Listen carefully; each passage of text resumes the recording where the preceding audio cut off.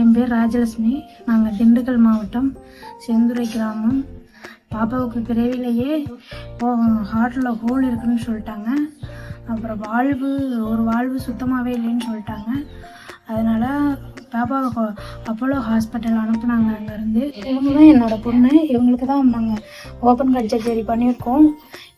உங்கள் பேர் யோகிதா ஸ்ரீ. நாங்கள் இங்கே வந்து 10 days ஆகுது.